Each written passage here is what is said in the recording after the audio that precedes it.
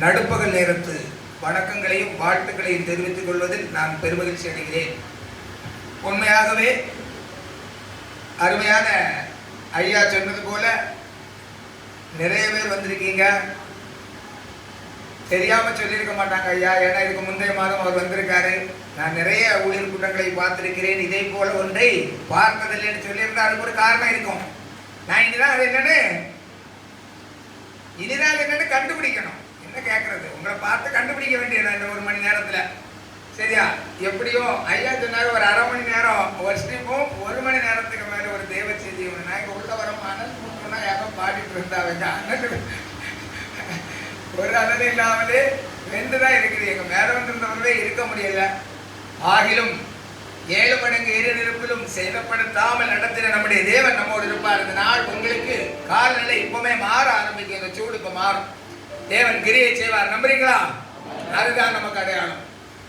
ஆகவே கர்த்தர் மாற்றுவார். கால்நிலையை மாத்திரமல்ல, நம்முடைய வாழ்க்கையின் நிலைமையும் கர்த்தர் மாற்றுவார். நம்முடைய ஊழியத்தின் நிலைமையும் மாற்றுவார். இதுவரை இருந்தது போல அல்ல, இனி ஒரு பரிணாமத்தை, ஊழியத்தின் இனி ஒரு பரிணாமத்தை காணும்படி செய்வார். ஆண்டவர் அதற்காகவே இந்த விசேஷித்த நாளில் நமக்கு நியமித்திருக்கிறார். மிக அதிகமான பேர் கூடியிருக்கிறீர்கள், மகிழ்ச்சி. ஐயா ஓய்வெடுக்க நினைச்சா ஓய்வெடுக்கலாம், எங்களை போக சொல்லிட்டு, ஆனாலும் கூட வந்திருக்கிறார். இப்படி கடைசி நிமிடங்கள் வரை தேவனுக்காய் ஓடுகிறவர்களை, ஓட வேண்டியவர்களை ஓடுவார்கள் என்றுதான் தேவன் நம்ம எல்லாரையும் தெரிந்து கொண்டார். வேதம் சொல்லுகிறது நம்மளை உண்மை உள்ளவர்கள் என்று எண்ணி அழைத்தார். உண்மை உள்ளவர்கள் தான் நம்ம, அதுல மாற்றில்ல, இன்னும் உண்மையாயிருப்போம். ஒழுக்கம் உள்ளவர்கள் தான் நம்ம, அதுல மாற்றில்ல, இன்னும் ஒழுக்கமா இருப்போம், இன்னும் முன்மாதிரியா இருப்போம். இன்னும் அநேகருக்கு நம்மை பார்க்கும் போதே அவர்கள் தேவனுடைய வரும்படியா நம்முடைய சோபங்களில் இருந்தே மாற்றங்கள் உண்டாகட்டும். இப்போது இந்த அருமையான பகுதி கும்மிடிப்பூண்டி, இது சற்றேறக்குறைய நம்முடைய மாநிலத்தின் ஒரு எல்கை. என் ஊரு, எனக்கு ஒரு கன்னியாகுமரி, அதுவும் மாநிலத்துக்கு இனி ஒரு எல்கை. சொந்த ஊர் கன்னியாகுமரி. ஒரு ஊர்ல இருந்து, ஒரு எல்கையில இருந்து இனி ஒரு எல்கைக்கு வந்திருக்கிறேன். தமிழ் பேசும் மக்கள் வாழ்கிற ஒரு எல்கையிலிருந்து இனி ஒரு எல்கைக்கு வந்திருக்கிறேன். எங்க பகுதியில போனா மலையாளமும் நிறைய பேருக்கு தெரியும், தமிழும் நிறைய பேருக்கு தெரியும். நான் இன்னைக்கு இங்க தெலுங்கும் நிறைய பேருக்கு தெரியும், தமிழும் நிறைய பேருக்கு தெரியும். ஆமா, எப்படியோ நாம் எல்லாரும் ஒரு எல்கையில இருக்கிறோம். சரியா? இன்றைக்கு சத்துருவை இந்த எல்லையை விட்டு துரத்திட்டு தான் நம்ம போகணும். முடியுமா முடியாதா? நாங்க வரமா மகிழ்ச்சியான ஆராதனை சத்தத்தோடு வந்தோம். அந்த ஆராதனை நானும் மகிழ்ந்தேன். நாங்க வழக்கமா வரதோட கொஞ்சம் தாமதம் ஆயிட்டோம். நாங்க ஒரு 11 மணிக்கு வந்திருந்தா நல்லா இருக்கும்னு நினைக்கிறேன். நாங்க வரமும் 11:40 ஆகிவிட்டது. ஆகியாலும் எங்களுக்கு குறிக்கப்பட்ட நேரமும் கொடுக்கப்பட்ட நேரமும் அதுதான். அன்பான தேவனுடைய பிள்ளைகளை, இப்ப முழு நேரமாய் தேவனுக்கு இந்த ஊழியம் செய்கிறோம்னு சொல்றவங்க, ஊழியத்துல 2 பகுதி இருக்குல்ல, முழு நேரம் செய்றவங்க இருப்பாங்க, பகுதி நேரமா ஊழியத்துல. அப்படி செய்யறவங்க மாத்திரம் கைகளை உயர்த்தி அல்லேலூயா சொல்லுங்க பாப்போம். சத்தமா இருக்கிறது. நம்ம செய்யறதே முழு நேர ஊழியம். ஹல்லேலூயா. இல்லங்க, நான் ஏதோ ஒரு தொழில் பண்றேன், பகுதி நேரமா ஆண்டவருக்கு எனக்கு கிடைக்கிற நேரத்துல ஊழியம் செய்யறேன்னு சொல்றவங்க கை உயர்த்தி அல்லேலூயா சொல்லுங்க. அதிலே ஒரு கூட்டம் இருக்கிறது. எப்படி ஆகிலும் முழு நேரமோ பகுதி நேரமோ முழு வெலத்தோடு, முழு அன்போடு, முழு ஆத்மாவோடு அவருக்கு ஊழியம் செய்யுங்க. சரிதானுங்க? உங்களுக்கு கிடைக்கிற நேரத்துல முழு வெலத்தோடும், முழு ஆத்மாவோடும், முழு மனதோடும் தேவனுக்கு ஊழியம் செய்யுங்க. வேதம் இப்படி துவங்குகிறது. ஆதியிலே தேவன் வானத்தையும் பூமியையும் சிருஷ்டித்தார். அது ஒரு கிரியேட், ஒரு உருவாக்குறது. பூமியானது ஒழுங்கின்மையும் வெறுமையும், ஆழத்தின் மேல் தேவாமையானவர் ஜலத்தின் மேல் அசைவாடி கொண்டது. வேதத்துல ஒரு வார்த்தை, முதல்ல தேவன் வெளிச்சம் உண்டாக கடவுது என்றார். தேவன் செய்ததா சொன்னது வானத்தையும் பூமியையும் படைத்தது. தேவன் உருவாக்குனதா பைபிள் தொடங்கிறது என்னதாகுது? வானத்தையும் பூமியை சிருஷ்டித்தார். தேவன் சொன்னதா ஒன்று சொல்லப்பட்டது, என்னது? வெளிச்சம் உண்டாக கடவுது. தேவனுடைய முத வார்த்தையே வெளிச்சம் தான். தேவன் எப்போது இருளுக்கு எதிரானவர். அவர் வெளிச்சத்தை கொண்டு வர ஆசைப்படுறார், வெளிச்சத்தை உருவாக்க விருப்பப்படுறார். அன்பான ஊழியக்காரர்களை, நம்மை பார்த்து தேவன் சொல்கிறார், நீங்கள் பூமிக்கு இன்னொன்னு வெளிச்சமாயிருக்கிறீர்கள். நாம தான் அந்த வெளிச்சம். தேவன் அந்த ஆதியாகமம் 1:3 சொன்ன வெளிச்சம் யாருன்னா நாம தான். இன்றைக்கும் அந்த பூமி எப்படி ஒழுங்கின்மையும், அந்த பூமி எப்படி வெறுமையும், அந்த பூமி எப்படி ஆழத்தின் மேல் இருளும் ஏறி இருந்ததோ, அதே போல நம்ம வாழ்ற பகுதிகளில் அநேகருடைய வாழ்க்கை வெறுமையா இருக்கு. உண்மைதானங்க? அநேகருடைய வாழ்க்கை ஒழுங்கின்மையா இருக்கு. அநேக குடும்பங்கள்ல இருள் சூழ்ந்து இருக்கு. இப்ப நாம தான் அந்த வெளிச்சம். நம்மளே இருந்து உதிக்கிற அந்த தோன்றுகிற அந்த வெளிச்சம் அந்த குடும்பங்கள்ல உள்ள இருளை மாற்றணும். அதற்காக தான் தேவன் நம்மை தெரிந்து கொண்டார். அதற்காக தான் தேவன் நம்மை அழைத்தார். எப்படி அந்த ஆதியாகமம் 1 தேவனால உருவாக்கப்பட்டது அந்த பூமி மாற்றுகிறது இல்ல. பைபிள் அதை உறுதிப்படுத்துது. ஆதியிலே தேவன் வானத்தையும் பூமியை சிருஷ்டித்தார் என்று வேதம் அதை உறுதிப்படுத்துகிறது. ஆனா 2வது வசனத்திலே ஒரு கன்ஃபியூஸ்ட் வருது. உருவாக்குறது யாருதான்? தேவன் தான்.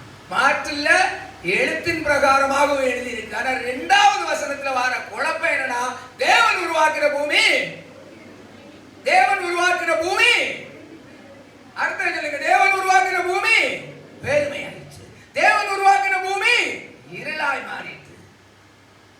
இதே போல நம்ம வாழ்ற பகுதியில நம்மளை சுற்றி இருக்கிற குடும்பங்கள் வெறுமையாய் ஒன்றுமில்லாம, அவரிடத்துல எந்த ஒரு பவரும் இல்லாம இருக்கிறாங்க.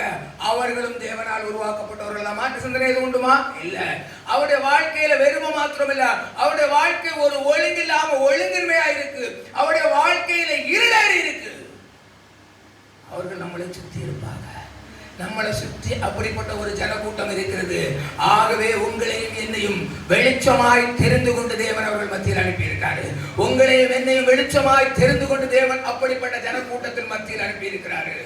இந்த வெளிச்சம் நம்மிடத்துல மாத்திரம் இருக்கிறதுனால ஏதாவது பிரயோஜனம் உண்டா?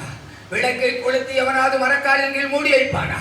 நம்ம வெளிச்சமா இருந்தா அந்த வெளிச்சம் அவர்களுக்கு பிரகாசிக்கணுமா இல்லையா? அந்த வெளிச்சம் அவர்களை வெளிச்சமடைய செய்யணுமா இல்லையா? அந்த வெளிச்சத்திலிருந்து அவர்கள் வெளிச்சம் பெற்றுக் கொள்வது மாதிரி நம்முடைய வாழ்க்கை, நம்முடைய ஊழியர்கள் மாற வேண்டுமா இல்லையா? உங்களுக்கு தெரிஞ்சு இருளடைந்த எத்தனை குடும்பங்கள் உங்கள் சபைகளுக்கு அருமாக இருளடைந்த எத்தனை குடும்பங்கள் உங்கள் வீடுகளுக்கு அருமாக இருக்கிறார்களா? அவர்களிடத்தில் வெளிச்சம் வருவதற்கு நீங்க மரக்காலில் மூடி வைக்காமல் அவர்களுக்கு முன்பாக எழுந்து பிரகாசியுங்கள். கர்த்தர் ஒரு பெரிய மாற்றத்தை செய்வார். இந்த வெளிச்சம் வந்த பிறகுதான் ஒவ்வொரு நாளும் ஒவ்வொன்றாய் உருவாக்கப்பட்டது. முதல்ல என்னதான் வந்து வெளிச்சம் 2, 3, 4, 5, 6 நாளும் தேவன் ஒவ்வொரு கிரியையாய் செய்து முடித்து 6ஆம் நாளில் அந்த எல்லா கிரியைகளையும் பார்த்த தேவன் மிகவும் நல்லது என்று கண்டார். 1வது அதிகாரம் 31வது வசனம் சொல்லுகிறது, தேவன் மிகவும் நல்லது என்று கண்டார். எனக்கு அன்பான தேவனுடைய ஊழியக்காரர்களே, நீங்கள் வெளிச்சம், உங்களை வெளிச்சம் பிரகாசிக்கப்படும் போது, உங்கள் வெளிச்சம் இருளில் இருக்கிற அந்த ஜனங்களின் மேல் பிரகாசிக்கப்படும் போது நிச்சயமாகவே தேவன் நல்லது என்று காணும்படி, தேவன் நல்லது என்று காணும்படி அந்த குடும்பங்களிலே, அந்த தேசத்திலே, அந்த ஊரிலே அநேக மாற்றங்கள் உருவாகும். ஆகவே இன்றிலிருந்து ஒரு தீர்மானத்தோடு கூட, இதுவரைக்கும் அப்ப நாங்க தீர்மானம் எடுக்கலையா, நாங்க ஊழியம் செய்யறோம், நாங்க அநேக குடும்பங்களை ஆதாயமாக்கி இருக்கிறோம். ஆமா, ஐ அக்ரி தட், உண்மைதான். நீங்க அநேக குடும்பங்கள், இருளில் இருந்த குடும்பங்கள் உங்களால் தேவ பண்புக்கு, தேவ பாதைக்கு நேராக வந்திருக்கிறது உண்மைதான். அது மாத்திரம் போதாது என்று கர்த்தர் சொல்கிறார். இன்னும் உங்களை குறித்த தரிசனம் தேவனுக்கு மகா பெரியது. தேவன் உங்களை குறித்து அழைத்த திட்டங்கள் மகா பெரியது. தேவன் உங்களை தெரிந்து கொண்ட நோக்கங்கள் பெரியது. எலியா, நாம் அனைவரும் கேள்விப்பட்டிருப்போம். ஒரு நாள் இந்த எலியா, the greatest எலியா. எலியா யாருன்னு உங்க எல்லாருக்கும் தெரியும். எலியா யாரு? பெரிய எலியா. வானத்திலிருந்து அக்கினியை இறங்க பண்ணின எலியா. யாரு? வானத்திலிருந்து அக்கினியை இறங்க பண்ணின எலியா. மாற்று கருத்து உண்டு அவங்களுக்கு இல்ல. வானத்திலிருந்து அக்கினி இறங்க பண்ணும் போது இவன் மாத்திரம் தனி ஒருவன். நான் வந்து அங்க உள்ள உட்கார்ந்திருந்தேன். இந்த பாடல் சத்தம் எனக்கு கேட்டது. ஒருவன் மாத்திரம், எனக்கு பாட தெரியாது. மீந்திருக்க பாகாலில், இல்ல பாகாலில், பாகாலில் ஒருவன் மாத்திரம் மீந்திருக்க பாகாலின் படைகளை எதிர்த்துடுவேன். இவ்வளவு வல்லமையா? 400, 450, 850 பேர் எதிரில்ல. இது போதாதுன்னு எல்லா அதிகாரமும் உடைய ஒரு ராஜா எதிரில்ல. இந்த பக்கமா அந்த பக்கமானு தெரியாத ஒரு ஜனக்கூட்டம் நடுவில். இஸ்ரவேல் ஜனங்கள் எலியா பக்கம் இல்ல இருந்தாங்களா? ராஜா பக்கமும் இல்ல. என்ன நடக்குமோ அந்த பக்கம் சம்பாயிரலான்னு உண்மைதானங்க. எலியா அதுக்கு முன்னே போய் கேட்டாச்சே, நீங்க எங்க இருக்க 2 சைடா நிக்கிறீங்க, ஒன்னே கர்த்தர் செய்தேவோனா இந்த பக்கம் வாங்க, பாகால் தெய்வம்னா அந்த பக்கம் போங்க. ஆனாலும் அவங்களுக்கு ஒரு கன்ஃபியூஸ் தான், என்ன நடக்குன்னு பார்த்துட்டு முடிவு பண்ணிடுவோம். ஐயா சிரிக்காரு. அப்படிதாங்க இன்றைக்கு ஜனங்கள் அன்றைக்கு மாத்திரமல்ல இன்றைக்கும் அடையாளங்கள் தேவை, அன்றைக்கு மாத்திரமல்ல இன்றைக்கும் அற்புதங்கள் தேவை, அன்றைக்கு மாத்திரமல்ல இன்றைக்கும் அதிசயங்கள் தேவை. அது நம்மால் கூடாதா? நம்மால் கூடு. கிரியைகளை செய்கிற தேவன் நமக்கு நம்மோடு உண்டு. பிதாவின் சித்தத்தின்படி இயேசு கிறிஸ்துவின் நல்ல நாமம் மகிமைப்படும்படி இன்றைக்கும் பூமியிலே அதிசயங்களை அற்புதங்களை நடப்பிக்கிற பரிசுத்த ஆவியானவர் உண்டு. அன்னைக்கு அந்த பூமி இருளாயிருந்து, அந்த பூமி வெறுமையாயிருந்து, அந்த பூமி ஒழுங்கின்மையாயிருந்து, அந்த 2ஆம் வசனத்துல ஜாயிண்டாவே வரும். தேவாவியானவர் ஜலத்தின் மேல் அசைவாடி கொண்டிருந்தார். தேவாவியானவர் எங்க இருந்தாரு? ஜலத்தின் மேல் அசைவாடி கொண்டிருந்தார். தேவன் உண்டு பண்ணின பூமியை நீங்கள் அனைவரும் ஊழியர்கள் இருந்தது சாத்தான் தாறுமாறாக்கிட்டான். மாற்றுறது யாரு? அந்த பூமியை தேவன் உருவாக்கின பூமியை தாறுமாறா ஆக்குனது யாரு? சாத்தான். தேவன் சிருஷ்டித்த பூமியை ஒழுங்கின்மையாக்குனதும் சாத்தான், வெறுமையாக்குனதும் சாத்தான், இருளாக்குனதும் சாத்தான். ஏன்னா சாத்தான் எங்க இருக்கான்னு வந்த இடம் இருளாயிருக்கும், சாத்தான் குடிகொண்டிருக்கிற இடம் இருளாயிருக்கும். ஆகிலும் இப்படி தாறுமாறாய் சாத்தானால் சத்ருவால் மாற்றப்பட்ட போதும் தேவாவியானவர் அங்கிருந்து விலகாதிருந்தார். தேவாவியானவர் அங்கு அசைவாடி கொண்டிருந்தார். அந்த அசைவாடிகிற ஆவி, நான் ஒண்ணு சொல்றேன், வைப்ரேட் ஒண்ணு உண்டுனா அங்க கிரியேட் ஒண்ணு உண்டு. புரியுதா? ஒரு வைப்ரேஷன் உண்டுனா அங்க ஒரு உருவாக்கமும் உண்டு. அந்த பரிசுத்த ஆவியானவர் அசைவாடி கொண்டிருந்தது நிமித்தமாய் அங்கு சில உருவாக்கங்கள் நடந்தது. அப்படியே எனக்கு அன்பான தேவனுடைய பிள்ளைகளே, அன்றைக்கு அந்த இஸ்ரவேல் ஜனங்கள் மாத்திரமல்ல, இன்றைக்கு உங்கள் சபையில் இருக்கிற ஜனங்களாக இருந்தாலும் சரி, உங்கள் சபைக்கு வெளியே இருக்கிற ஜனங்களாக இருந்தாலும் சரி, சில கிரியைகள் நடந்தாக வேண்டும். சில கிரியைகள் நடந்தாக வேண்டும். அற்புதங்கள் நடந்தாக வேண்டும். அனுப்பப்படாவிட்டால் எப்படி விசுவாசிப்பார்கள்? கிரியைகள் இல்லாவிட்டால் எப்படி விசுவாசிப்பார்கள்? எனக்கு அன்பானவர்களை, விசுவாசிக்கிறவனுக்கு எல்லாம் கூடும் என்று வேதம் சொல்லுகிறது. விசுவாசிக்கிறவனுக்கு எல்லாம் கூடும் என்று. அங்க வானத்துல இந்த அக்கினி இறங்கினதோ இந்த ஜனங்கள் எல்லாம் ஒரு கோரஸ் சொன்னாவ. என்ன சொன்னாவ? கோரஸ் தெரியல. வானத்துல இருந்து அக்கினி இறங்கினது ஜனங்கள் எல்லாம் ஒரு கோரஸ் சொன்னாவ. என்ன சொன்னாங்க? கர்த்தரே தெய்வம், கர்த்தரே தெய்வம். அது வரைக்கும் இவங்களுக்கு எண்ணத்திலே சிந்தையிலே என்ன இருந்து? என்னங்க இருந்து? ஒரு பாவி எதிலியாதான் சொல்லிட்டார் இல்லையா? கர்த்தர் தெய்வமானால் பாகால் தெய்வமானால்.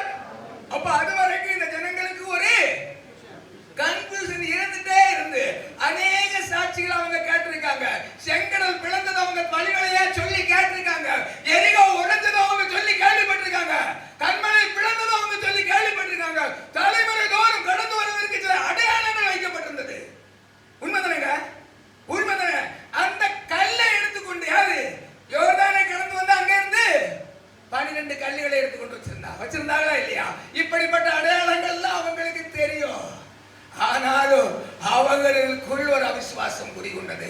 எங்க அப்பா இருந்து சொல்லிட்டே இருப்பாரு, எனக்கு நெஞ்சு வேதனை தீர்ந்து 30 ஆண்டுகளுக்கு முன்பாக எனக்கு எந்த மருத்துவராலும் தீர்க்க முடியாத நெஞ்சு வேதனை எனக்கு தீர்ந்துன்னு எங்க அப்பா சொல்லிட்டே இருப்பாரு. ஆனாலும் நான் விசுவாசத்தில் ஸ்திரப்பட இன்னும் எனக்கு முன் இருக்கிற போதகரிடத்திலிருந்து, எனக்கு முன் என்னை நடத்துகிற ஊழியத்திலிருந்து ஏதோ ஒரு அற்புத கிரியைகளை நான் எதிர்பார்த்து காத்திருப்பேன். சரியா தப்பாயா? சரியா தப்பா?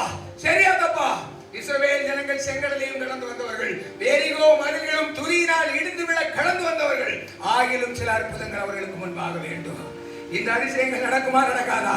நடக்குமா? நம்ம ஊழியங்கள்ல கண்டவர் செய்வாரா இல்லையா? செய்வாரா இல்லையா? செய்வார். ஆனா அவருடைய நாமம் அதிசயமானவர். அவர் அதிசயமானவருங்க. அவர் துவக்கத்தில இருந்தே அதிசயம், ஸ்டார்டிங்ல இருந்தே அதிசயம், எல்லா அதிசயம். யோசிச்சு பாருங்க, ஒரு மெஜிஷியன் மாத்திரம் தான் ஒன்ன சொல்லுவான், அது நம்ம கண்ணுக்கு முன்ன தெரியும். அது மேஜிக், கொஞ்சம் கழிஞ்சு மாறி போகும். ஆனா நம்முடைய தேவன் அண்டு உண்டு பண்ணின வெளிச்சம் இன்று வரைக்கும் இருக்கிறது.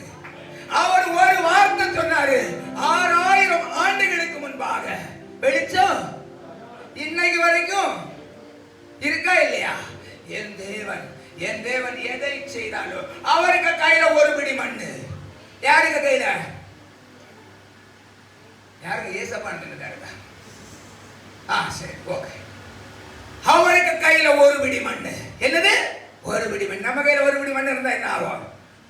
என்னங்க செய்வோம்? என்ன பண்ணுவோம்? ஒரு செடி நடுவோம்.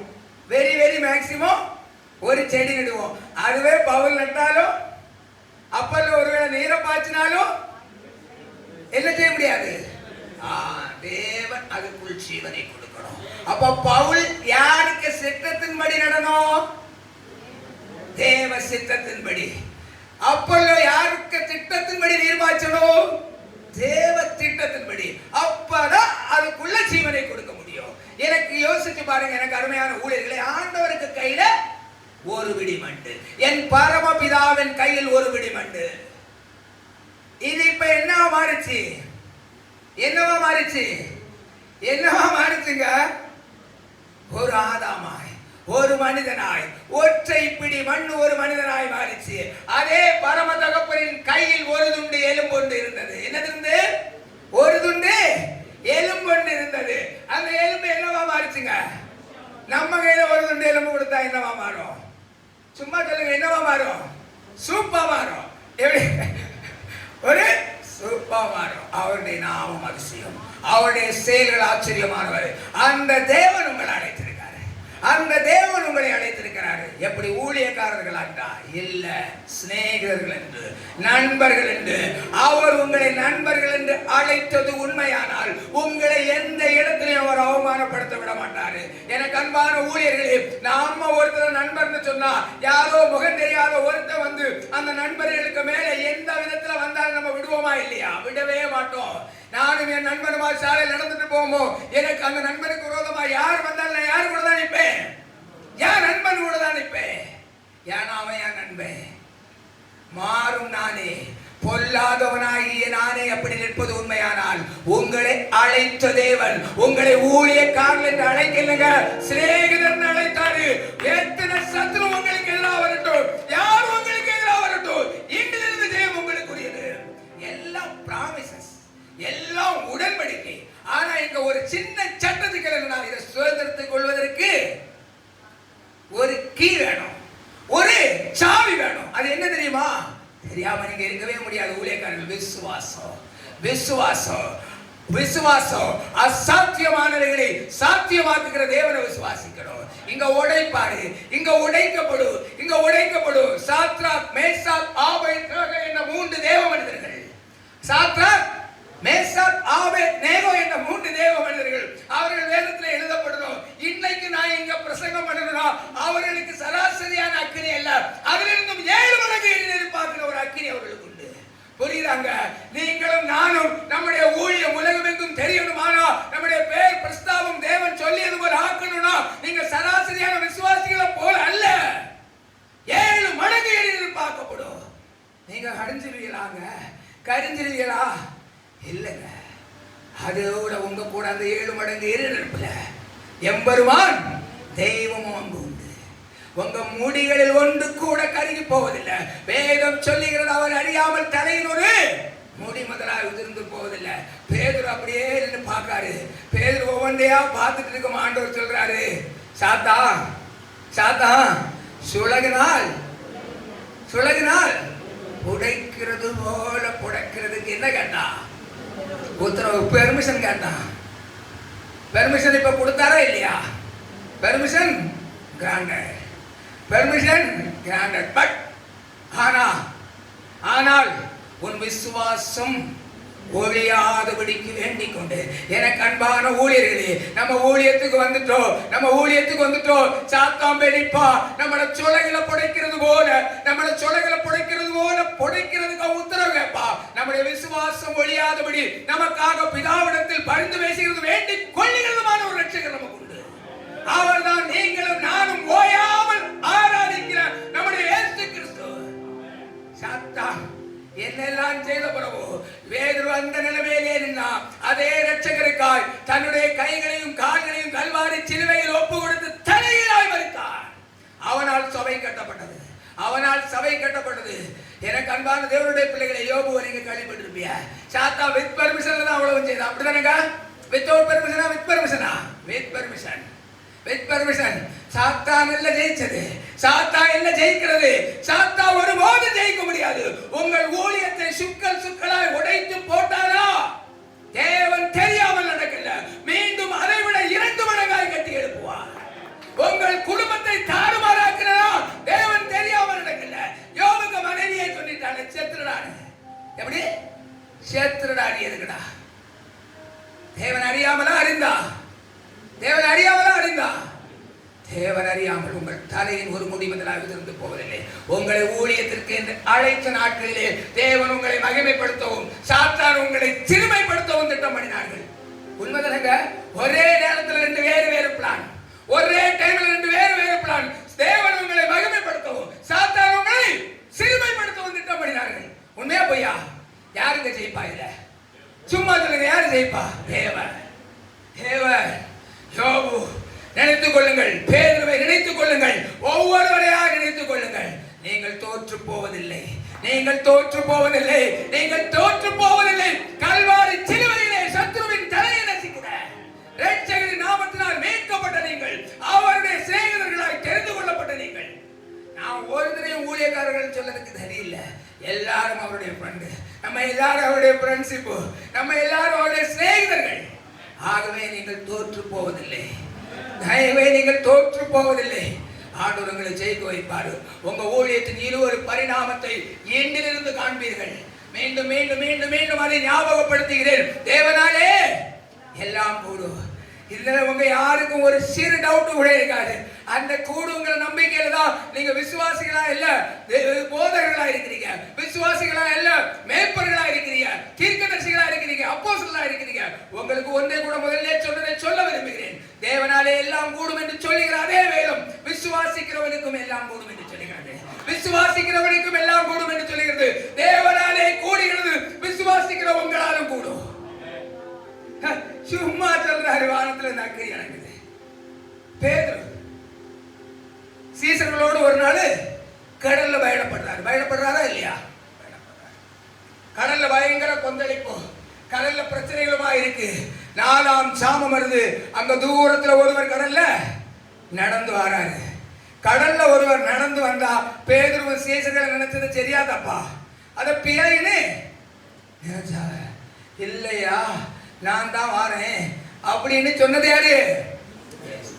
பேதுருக்கு. ஆனாலும் ஒரு சின்ன டவுட், நீரா இருந்தா நானும் நடக்கணும். ஆண்டவர் என்ன சொன்னாரு? அதெல்லாம் வாய்ப்பில்லப்பா, நான் தெய்வம், நான் தான் நடக்க முடியும். நீ ஆஃப்டர் ஆல் மனுஷன். அதுல வேற இன்னும் கொஞ்ச நாள் கழிச்சு என்ன 3 டைம் நீ மறுதளிக்க போற, நீ திரும்பி வாரியோ அப்படியே போறியான்னு தெரியாது, விட்டா என்ன சபிக்க வர போற. பைபிள் தான் சொல்லி இருக்கு. எனக்கு தெரியாது சத்தியம் பண்ண வர போற, அதுக்கெல்லாம் சான்சஸ் இல்லைன்னு சொன்னாரா?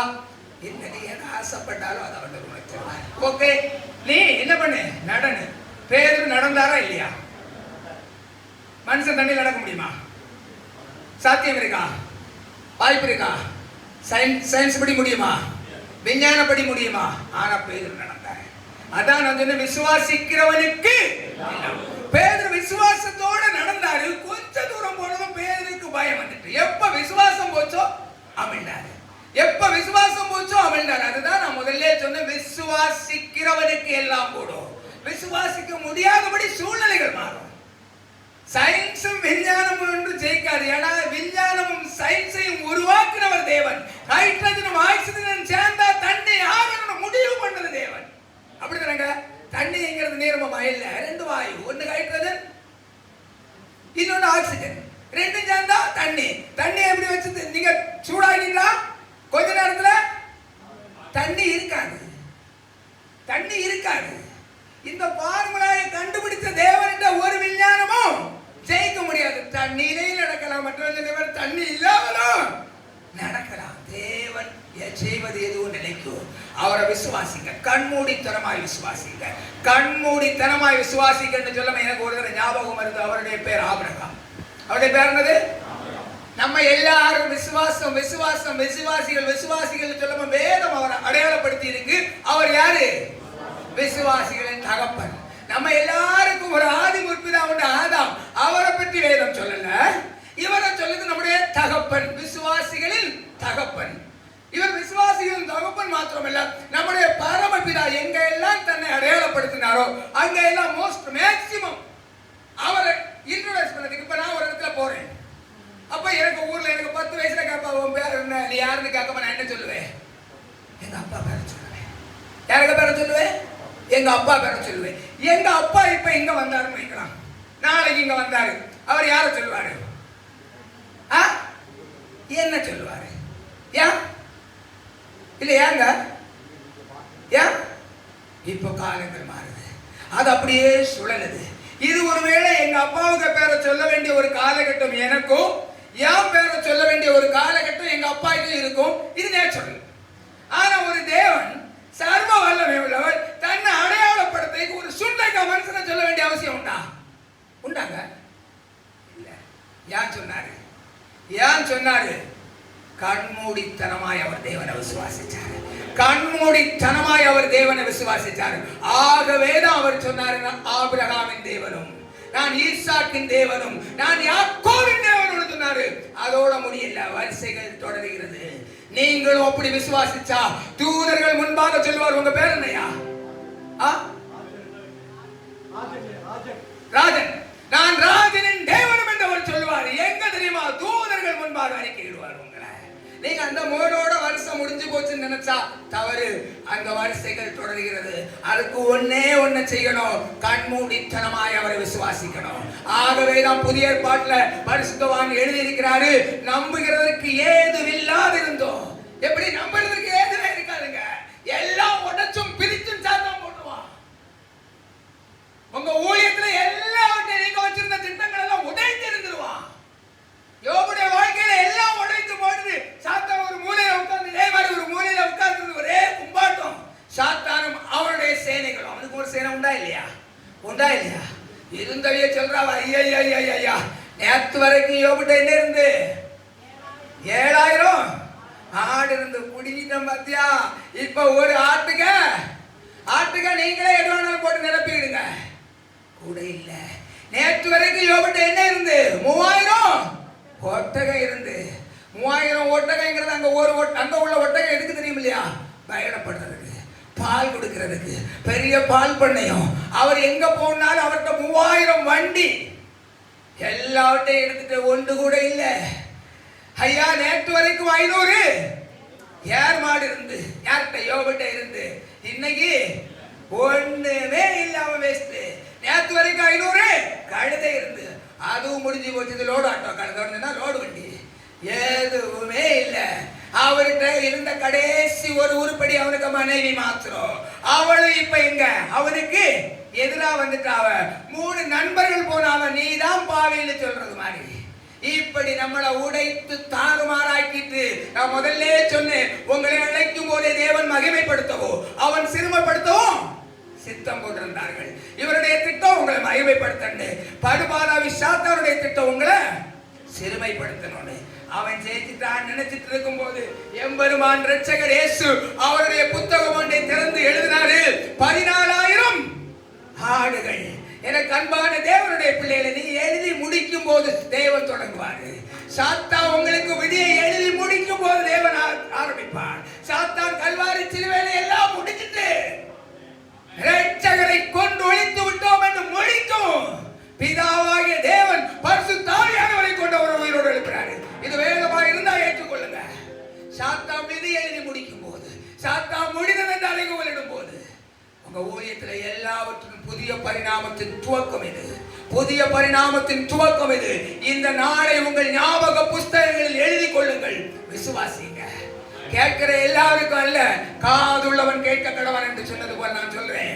காது எல்லாருக்கும் இருக்கும்னு சொல்றது எனக்கு தெரியாதா? இல்லங்க, காதுங்கிறது விசுவாசிக்கணும். காதுங்கிறது விசுவாசம் உள்ள காதோடு கேளுங்க. விசுவாசம் உள்ள காதோடு கேளுங்க. தேவனாலே எல்லாம் கூடும். தேவனாலே எல்லாம் கூடும். நம்ம ஒரு வசனத்தை வேகமா வாசிப்போமா? ஆபகுக் 2வது அதிகாரம் 3வது வசனம். நமக்கு முன்னே இருக்கிற குறுகிய நேரத்துல தேவன் சொல்ல நினைக்கிறத சொல்லி கடந்து போயிடுவோம். கரெக்டா 20 நிமிஷத்துல இது முடியும்.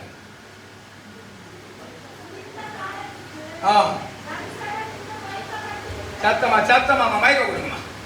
எல்லாருமா வாசிக்கணும். மைக்கெல்லாம் விட்டுருங்க. குறித்த காலத்துக்கு தரிசனம் இன்னும் வைக்கப்பட்டிருக்கிறது. முடிவிலே அது விளங்கும். அது பொய் சொல்லாது.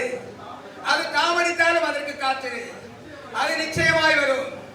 அது தாமதிப்பதில்லை. அருமையான ஒரு ஊழியக்காரர் அந்த பார்க்கவே இல்லாம சொல்றாரு. எனக்கு ரொம்ப பிடித்த வசனம். நான் எல்லா இடத்துல போனாலும் இந்த வசனத்தை எல்லாத்தையும் காணாம சொல்ல வச்சுப்போம். இப்ப எல்லாருமா சேர்ந்து சொல்ல போறோம். எல்லாருமா சேர்ந்து வேதாகமத்தை பார்க்காமல் எல்லோரும் தெரிந்தவர்களோடும் சேர்ந்து சொல்லுங்க. குறித்த காலத்துக்கு தரிசனம் இன்னும் வைக்கப்பட்டிருக்கிறது. அது எப்ப விளங்கும்?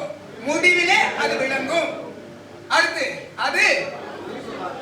அது பொய் சொல்லாது, அது தாமதித்தாலும் அதற்கு காத்திரு, அது நிச்சயமாய் வரும், அது தாமதிப்பதில்லை.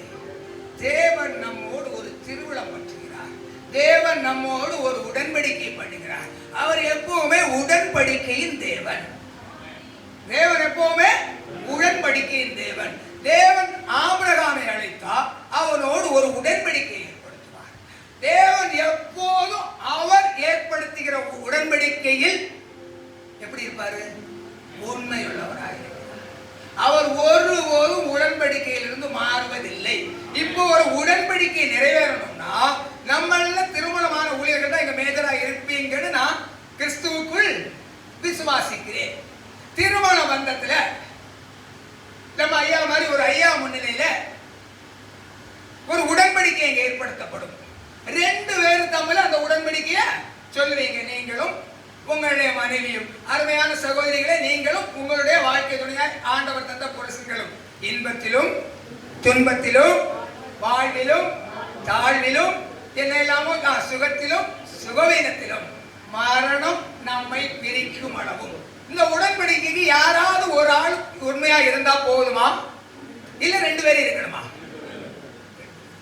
யாராவது ஒரு ஆள் இருந்தா நம்ம வேத பிரமாணத்தின்படியே அவர்களை நம்ம பிரிஞ்சு போயிடலாம்.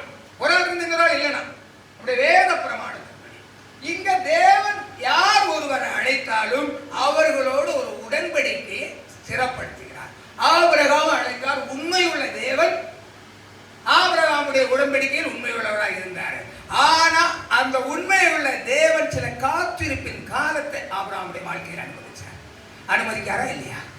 ஆபிரகாம் அது வரைக்கும் நம்புகிறதுக்கும் ஏதும் இல்லை, பார்க்கறதுக்கும் வாய்ப்பு இல்லை, நடக்குமா நடக்காதான்னு தெரியல. ஆகிலும் பவுல் புதிய பாட்டில் எழுதியிருக்கிறது போல நம்புகிறதற்கு ஏதுவில்லாதிருந்தும் நம்பிக்கையோட காத்திருந்தா. என்னங்க நம்புறதுக்கு ஏதும் இல்லை? அவனுடைய சரீரம். இதுக்கு மேல பெரிய விளக்கம் சொல்ல வேண்டாம். ஊழியர் கூட்டம் ஓப்பனாவே சொல்றேன். சரீரத்தால செத்து போன ஒருவனால குழந்தை உண்டாகாதுங்கிறது எல்லாருக்குமே தெரியும். அவருடைய மனைவிக்கு கற்பமும் செத்து போச்சு. ரெண்டு மைனஸும் மைனஸும் பிளஸ் ஆகக்கூடிய ஒரு இடம் உண்டு. அது எங்க?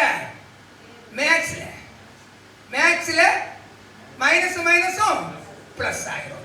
இங்க வாய்ப்பு இருக்காங்க. இன்னைக்கு பார்க்கிற இடம் எல்லாம் ஒரு மையம் உருவாயிருக்கு. என்ன மையம்? கருத்தரித்தல் மையம். அதுக்கு இங்கிலீஷ்ல என்னங்க? என்ன தெரியல, படிக்கணும். தேவையில்லாத நான் பெருசா பார்க்கல. கருத்தரித்தல் மையம். இது ஒரு வியாபாரம். திருப்பிட்டு நமக்கு இப்ப தேவையில்லாத விஷயம். அங்க இருந்து நம்ம எங்க வந்துருவோம். இப்படி சரீரம் செத்து போன ஆபிரகாமும் கற்பம் செத்து போன சாராளும் தேவனை மாத்திரம் நம்பி இருந்தாங்க. 45 வயசுலயா? கூப்பிடமே 75 வயசு. எப்ப? கூப்பிடமே 75 வயசு. தேவன் அவனை கூப்பிட்டு வானத்து நட்சத்திரங்களை காட்டுறாரு, கடற்கரை மணலை காட்டுறாரு. இதுவும் அல்ல, அதற்கு பின்பும் கொடுத்த ஒரு குமாரனையும் அப்பவும் அவர் எந்த கேள்வியும் இல்லாம யோசிச்சு பாருங்க. யெகோவா ஈரே அவர் மேல் நம்பிக்கையா இருந்தார். யெகோவா ஈரே அவர் மேல் நம்பிக்கையா இருந்தார். உங்களோட தேவன் ஒரு உடன்படிக்கை பண்ணினா அந்த உடன்படிக்கை காலம் வரைக்கும் நீங்கள் பொறுமையோடு காத்திருக்க வேண்டியது அவசியமா இருக்கிறது.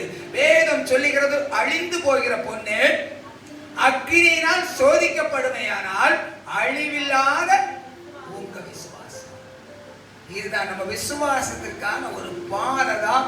நம்ம கடந்து வருகிற இந்த கரடுமேடுகள், நம்ம கடந்து வருகிற நம்மளால நடக்கவும் கடக்கவும் முடியாது என்று நாம் நினைக்கிற இந்த சூழ்நிலைகள். உங்களை தேவன் தெரிந்தேதான் இதில் அனுமதிக்காரு. அவர் தெரியாம எங்க ஒன்றும் இல்லை. ஏன்னா அவருக்கு தெரியும் எங்க எப்போ எப்படி உங்களை சேவா கொண்டு சேர்க்கணும்னு தெரியும். இங்க இஸ்ரவேல் ஜனங்கள் எல்லாம் வந்து தாவரம் விட்டு இருக்கிறாங்க செங்கடலுக்கு முன்ன. அவர்களுக்கு இனி கொஞ்ச நேரம் ஓய்வு எடுத்துட்டு அந்த செங்கடலை தாண்டி போகணும், செங்கடலை சுற்றி போகணும். இதுதானே அவங்க திட்டமா எடுத்திருக்காங்க. செங்கடலை நீந்தி போகணும் திட்டமா வச்சிருப்பாங்களா? எப்படி இங்க போறதுக்கு திட்டம் வச்சிருப்பாங்க? செங்கடலை நீந்தியா? சும்மா சொல்லுங்க, செங்கடல் நீந்தியா சுற்றியா? அவங்க திட்டம் அப்படிதான் இருந்திருக்கும். மோசையும் அப்படிதான் பிளான் வச்சிருப்பாரு. உண்மையா பொய்யா? இதுதானே திட்டம். ஆனா தேவன் என்ன நினைச்சாரு தெரியுமா? இவங்களை எதுக்கு செங்கடலை சுத்தி நடக்கணும்? இவங்களுக்கு செங்கடலை நடுவே இவர்களை நடக்க வச்சிருவோம். அவர் ஒரு திட்டம் வச்சிருந்தார். இந்த திட்டம் அவருக்கு மைண்ட்ல வரமுன்னா பின்னால பார்வோன்னு அவர் ரெடி பண்ணி அனுப்புறாரு. புரியுதா உங்களுக்கு? உங்க வாழ்க்கையில உங்களை துரத்துற பிரச்சனை வரும் முன்னாலே அந்த பிரச்சனைக்கு நடுவுல உங்களுக்கு ஒரு வழி அவர் ரெடி பண்ணி வச்சுதான் வர வைப்பாரு. ஒருபோது பிரச்சனை பார்வோன்னு உங்களை மீண்டும் பிடிச்சிட்டு போய் உங்களை சிறையிருப்புல வைக்கிறதுக்கு உங்களை அழைக்கல. சத்ரு உங்களை கொண்டு சிறையிருப்புல வைக்கிறதுக்காக சத்ரு உங்களை தொடரல. சத்ருவை அழித்தொழித்து உங்களுக்கு அந்த பிரச்சனையை நடுவே வழியை ஏற்படுத்த என் தேவன் முன்பே ஒரு திட்டம் வைத்திருக்கிறாங்க. இல்லைன்னா நீங்க இன்னும் கொஞ்சம் சுத்தணும், இன்னும் கொஞ்சம் தாமதமாகும். உங்களை நெருக்கம் வரதோடு நீங்க நினைக்க உங்க விடுதலையும் வேகமாய் வந்துட்டு இருக்கு. எவ்வளவு நெருக்கம் அதிகமாகுதோ அவ்வளவு அதிகமாய் உங்க விடுதலை வேகமாகுது. அருமையான ஒரு பாடகர் சொன்னது மாதிரி, சத்துருக்கள் எவ்வளவு பெறுகிறார்களோ அவ்வளவு உங்க பந்தியின் அளவும். சத்துரு கூட கூட இவர் பாடகர் எழுதின பாட்டு, சத்துரு பெருக பெருக பந்தியின் மேசையின் அளவும் பெருகும், பந்தியின் அளவும் பெருகும். சத்துருக்கள் முன்பாக பந்தியாய் தேவன் எல்லாவற்றையும் திட்டம் பண்ணி வைத்து உங்களை ஊழியத்திற்கு அழைத்தார். இந்த வேத வசனம் சொல்லுது, குறித்த காலத்துக்கு தரிசனம் என வைக்கப்பட்டிருக்கிறது. தேவன் உங்க மேல வைத்த தரிசனத்துக்கு ஒரு டைம் உண்டு. அந்த டைம் உண்டு. அது ஒருபோதும் போய் சொல்லாது. ஏன் போய் சொல்லாதுங்கிறதுக்கு விளக்கம் தேவையா? இல்ல, தரிசனை வைத்த தேவன் போய் சொல்வதில்லை. எனக்கு அன்பான தேவனுடைய பிள்ளைகளே, எலியா, நான் முதல்ல சொன்ன அந்த எலியாவுக்கே வந்துருமே. எலியா, நாம முதல்ல சொன்ன அந்த எலியா, அந்த அசாகய செயல்களை செய்த அந்த எலியா, எலியாவை பரிசுத்த ஆவியானவர் வேதத்தில் அடையாளப்படுத்துறாரு. எப்படி அடையாளப்படுத்துறாரு தெரியுமா? 17ஆம் அதிகாரம் 1ஆம் வசனம் நீங்க வாசிங்க. 17:1 கீலேயாத்தின் குடிகளிலே திஸ்பியனாகிய எலியா ஆகாபை நோக்கி, என் வாக்கின்படியே என்று இந்த வருஷங்களிலே பனியும் மழையும் பெய்யாதிருக்கும். எப்படி? வாக்கின்படியே என்று இந்த வருஷங்களில பனியும் மழை. வேதத்தில் அதுக்கு முன்ன எலியாவை எங்கேயா நம்ம வாசிச்சோமா? அந்த 1 ராஜாக்கள் 17ஆம் அதிகாரம் 1ஆம் வசனத்துக்கு முன்ன எலியாவோட ஒரு ரோலே பைபிள்ல வராது. ஒரு திடீர் கதாநாயகனாய் வந்து நிற்கிறாரு.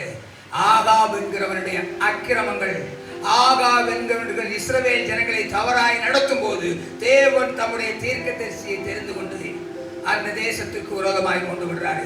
இப்படிப்பட்ட பெரிய எலியா, வானத்திலிருந்து அக்கினி இறக்கின எலியா, ஒரு நாள்ல ஒரு சின்ன சூறை செடிக்குள்ள அந்த நுமந்தும் படுக்க முடியாது, சுருண்டு படுத்திருக்காரு. எலியாவுக்கு பார்வையில எல்லாமே முடிந்து போயிட்டு இல்ல, எல்லாம் முடிந்து போறதுனால எலியாவுக்குள்ள ஒரு திட்டம் இருந்தது. இனி ஒன்னும் செய்ய வேண்டாம், இனி ஒண்ணுமே செய்ய வேண்டாம். நம்ம என்ன செய்தோம் அதுக்கு இந்த ஜனங்கள் மத்தியில ஒரு அங்கீகாரம் இல்லை. முந்தின நாள் வரைக்கும் ஒரு காஞ்சி போன புல்லாது கிடைக்குமான்னு தேடி நடந்த ராஜா. உண்மைதானே? எங்கேயாவது 3 ஒட்டகங்களுக்கு 3 குதிரைகளுக்கு ஒரு புல்லு கிடைக்குமான்னு தேடி நடந்த ராஜா, செழிப்பான மழை வந்திருக்கு, அது யாரால வந்திருக்கு, இப்ப அந்த ஆளை கூப்பிட்டு கௌரவிக்கணுமா? அதான் நடந்திருக்கணும். எந்த தேசத்துலனாலும் அதான் நடந்திருக்கும். ஆனா இப்ப அவரை கொல்லதுக்கு தேடி நடக்கிறாரு. அப்படி நம்மால் ஆசீர்வதிக்கப்பட்ட ஜனங்கள், நம்மால் வாழ்க்கையின் இனி ஒரு நிலைமைக்கு போனவர்களே நமக்கு எதிராக வருகிற சூழ்நிலைகள் வரும். இந்த சூழ்நிலைகள் வரும்போது நமக்கு தோணும், இனி எல்லாவற்றுக்கும் ஒரு லிமிட் வச்சுக்கணும். புரியுதாங்க? தோணுமா இல்லையாங்க? மனசுல ஒரு முறை கூட தோணுது இல்லையா? என்னத்துக்கு இவங்களுக்காக நம்ம உபவாசம் எடுத்து, இவங்களுக்காக காலையில இருந்து மத்தியானம் அந்தி வேளை வரைக்கும் நம்ம பலி செலுத்த காத்திருந்து, இல்லையா? அப்படிதானங்க? காலையிலிருந்தே காத்திருந்து அந்தி பலி செலுத்த நேரை வரைக்கும் இருந்து இப்படிப்பட்ட கிரியைகள்லாம் செய்து இவங்களுக்கு விடுதலை வாங்கி கொடுத்தா இவர்கள் நமக்கு என்ன செய்யறாங்க? எதிரா வாராங்க. ஆகவே நமக்கு இனி ஒரு லிமிட் நம்ம வச்சுக்கிடணும்னு நிறைய ஊழியர்கள் நம்முடைய மனசுல சில சூழ்நிலைகளை நினைச்சிருப்போம். ஏன்னா இந்த ஜனங்கள் என்ன செய்தும் அதை அங்கீகரிக்காத ஜனங்கள், என்ன செய்தும் அதை ஏற்றுக்கொள்ளாத ஜனங்கள். எனக்கு அன்பான தேவனுடைய பிள்ளைகள், அப்படி ஒரு சிந்தனையில தான் இந்த எலியாவை போதும் கர்த்தாவே என்னுடைய ஜீவனை எடுத்துக்கொள்ளணும்னு சொல்றாரு. ஆண்டவர் அவரை வைத்து குறித்திருந்த தரிசனங்கள் முடியல. ஆண்டவர் எலியாவை குறித்து வைத்திருந்த தரிசனங்கள் முடியல. குறித்த காலத்துக்கு தரிசனம் இன்னும் வைக்கப்பட்டிருக்கிறது. ஆகவே தம்முடைய தூதனை அனுப்புறாரு. எலியாவே எழுந்திரு, எழுந்திருந்து நீ பண்ண வேண்டிய பிரயாணம் வெகு தூரம், நீ பண்ண வேண்டிய பிரயாணம் இன்னும் தூரம். தேவன் உங்களை அழைத்த போது உங்களுடைய பிரயாணத்தின் தூரத்தையும் நீங்கள் செய்து முடிக்க வேண்டிய ஊழியங்களையும் திட்டம் பண்ணி இருக்கிறார். எலியா எழுந்து பிரயாணம் பண்ணார். வேதம் சொல்லுகிறது 40 நாள். எத்தனை நாள்? 40 நாள். இரவும் பகலும், ராத்திரியும் பகலும் நிற்காம நடக்கிற அளவுல ஒரு தேவதூதர் கொடுத்த போஷணம், ஒரு தேவதூதர் கொடுத்த உணவு, ஒரு தேவதூதரால் போஷிக்கப்பட்ட போஷணத்தின் பலன் அவரை நடத்தினது. ஒரே நைட்ல எலியா இந்த தேவதூதத்திலிருந்து இந்த உணவை வாங்க முடியலங்க. அதுக்கு முன்ன எலியா கடந்து வந்த பாதைகள், நமக்கு எழுதப்பட்ட சம்பவங்கள் உங்களுக்கு தெரியும். முதல்ல எலியா எப்படி போஷிக்கப்பட்டார் வேதம் எழுதியிருக்கு. 17ஆம் அதிகாரம் 4வது வசனம் சொல்லுது. 4 நினைக்க வாசிங்க பாப்போம். சூடுனால எனக்கு அந்த ஒரு இயல்பான ஸ்பீச் என்னால முடியவே இல்லை. ஏதோ நான் நினைக்கிறது ஒண்ணு போகிறது ஒண்ணு. பரிசுத்தாவியான அருள் ஸ்டீரிங் பிடிக்க விடாலும் என்னால முடியல. எனக்கு சுயம் அப்படி நிற்குது, அவ்வளவு ஹீட். அடுத்த தடவை வரும்போது இதுல ஒரு மாற்றங்களை ஆண்டவர் செய்திருப்பார் நினைக்கிறேன். மகிமையா இந்த ஒரு ஏர்கூலர் பவரா வச்சிருந்தாலே முடியும். அப்படி இல்லையா? அடுத்த தடவை மாறும். சும்மா இதுக்கெல்லாம் பேச முடியல. ஐயா கடந்தோம். ஐயா இன்ஜின் வேற. அது எப்படி? அது இன்ஜின் வேற. சரி, 4 வருஷம் வாசிங்க. அந்த ஆற்றின் தண்ணீரை குடிப்பாய், அங்கே உன்னை போஷிக்க காகங்களுக்கு கட்டளையிடுவேன் என்றார். அதான் தாகம் மாதிரியே வாசிக்க.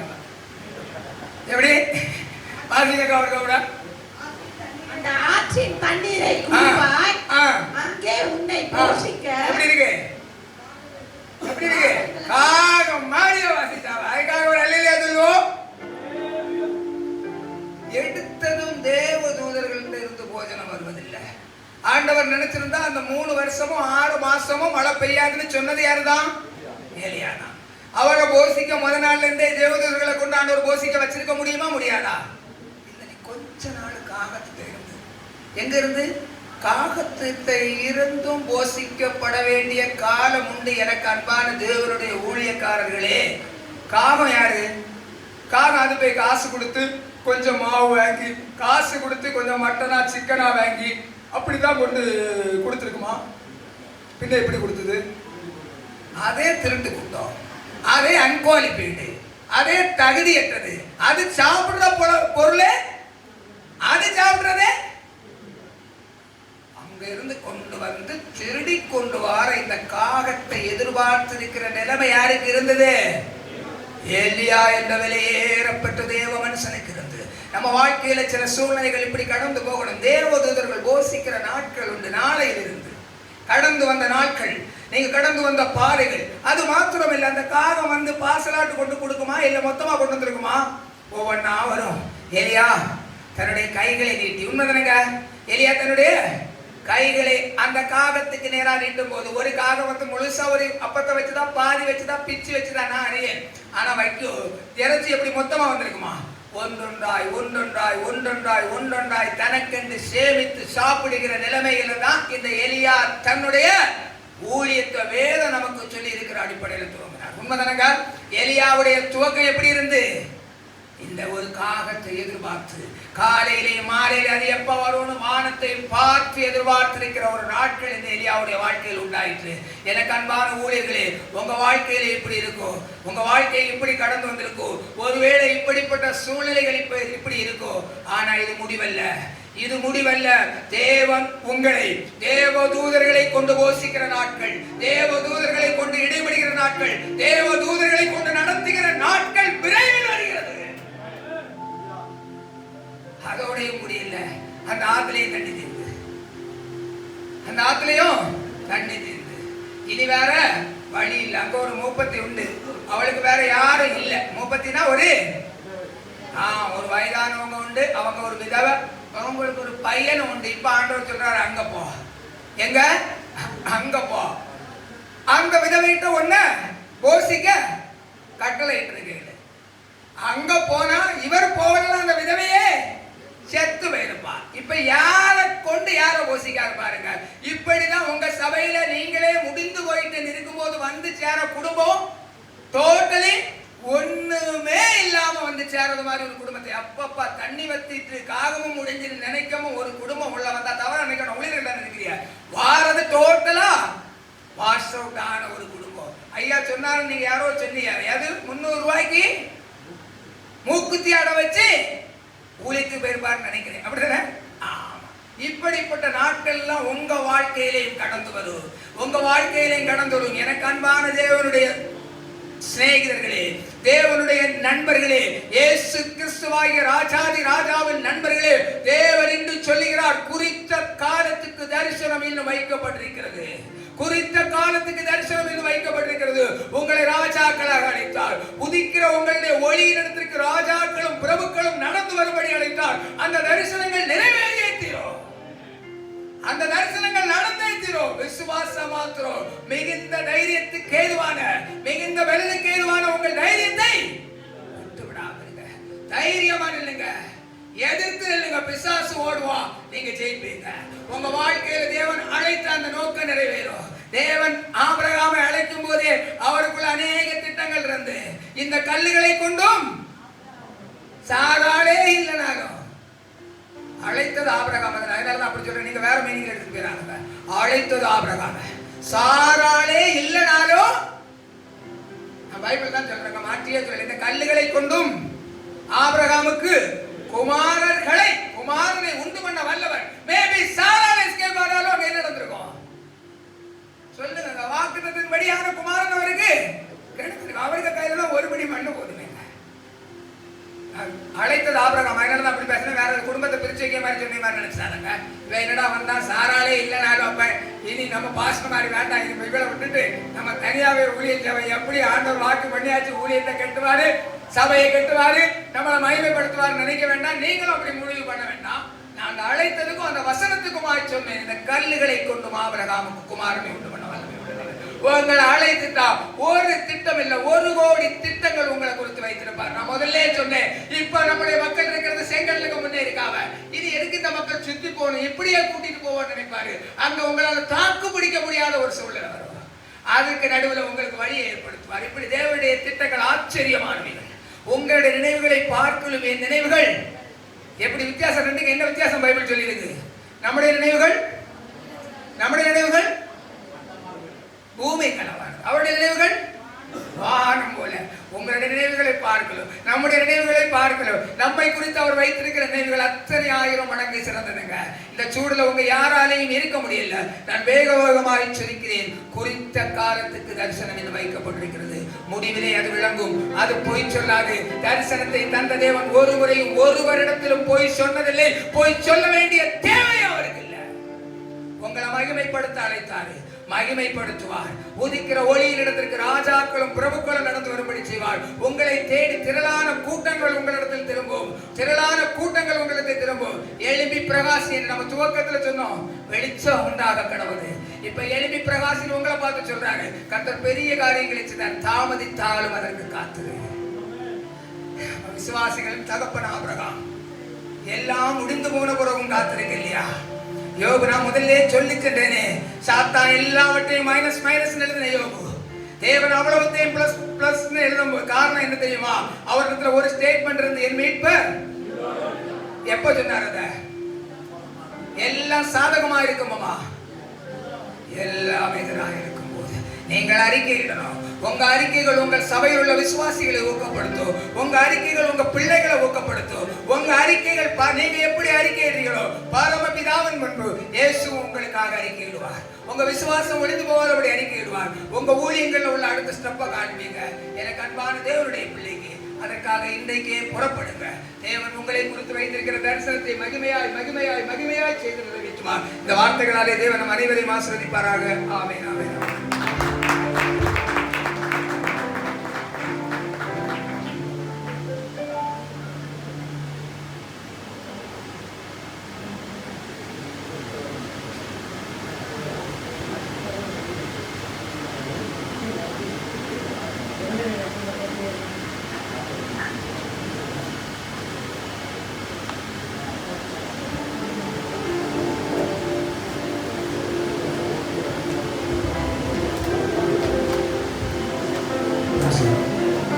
பிஷப் எம்ஏ தாமஸ் ஐயா அவங்க டிஜிஎஸ் காலேஜ்லேருந்து 2 ப்ரொஃபஸர் வந்திருக்காங்க. ஐயா அவங்க ஒரு 5 நிமிஷம் அவங்க டைம் கேட்டுருக்குறாங்க. பாஸ் ஐயா அவங்க வரவழைச்சிருக்காங்க. 1 மணி நேரமாக வெயிட் பண்ணுறாங்க. இந்த காலேஜ் குறித்து சில அறிவிப்புகளை ரொம்ப சுருக்கமாக சொல்லுவாங்க. பிற்பாடு ஏசிஎம் பாஸ் ஐயா